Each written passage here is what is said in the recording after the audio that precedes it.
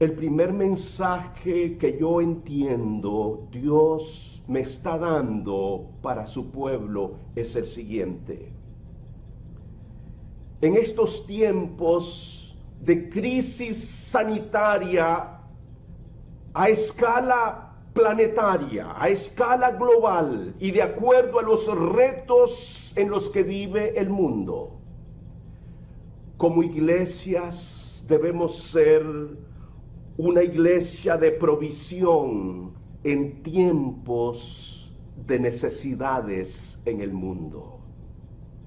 Vayan conmigo, por favor, a la palabra de Dios en el libro de Génesis, el capítulo 41, versículo 54, que leo reverentemente de la manera siguiente. Y comenzaron a venir los 7 años del hambre, como José había dicho. Y hubo hambre en todos los países, mas en toda la tierra de Egipto había pan. Nota entonces que las escrituras nos dicen que José, por revelación divina, había discernido que venían 7 años de abundancia y 7 años de escasez. El sueño en sí mismo es espectacular y la interpretación aún mucho más, pero no tengo tiempo para entrar en los detalles. Así que José sabiamente preparó a la nación, reservando recursos en las bodegas. El tiempo de vacas gordas, iglesia. Cuando la iglesia pasa esos tiempos de abundancia y de provisión, es un tiempo para entrenar líderes, es un tiempo para preparar a la iglesia, para tener las bodegas llenas de los recursos divinos para saciar el hambre espiritual del mundo. Y cuando llega el tiempo de las vacas flacas, como yo entiendo que metafóricamente estoy utilizando vacas flacas para simbolizar o significar este reto sanitario global y planetario que estamos viviendo. Pero en ese periodo de vacas flacas, iglesia de Dios, José estaba preparado. Me dice el texto que en todos los otros lugares había escasez, mas en la casa de José, mas en toda la tierra de Egipto donde José era gobernador, había abundancia de pan. ¿Qué nos quiere decir esto el día de hoy?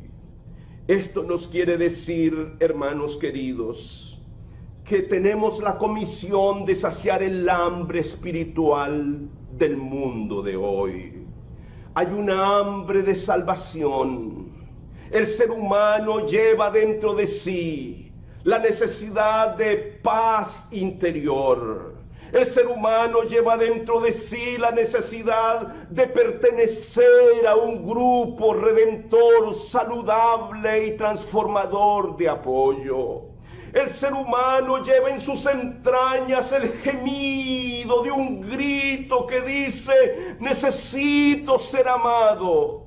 Y necesito, en los tiempos de vacas flacas, de la crisis sanitaria, en ese tiempo de vacas flacas, de aislamiento social, de distanciamiento social, donde se incrementa la soledad, la ansiedad, los ataques de pánico, el alcoholismo, la violencia doméstica y otras degradaciones mentales, morales, emocionales y espirituales. Sin embargo, en la iglesia del Señor estamos formando comunidades terapéuticas del reino, comunidades sanadoras, restauradoras, de acompañamiento de las personas en esos procesos de retos de la vida.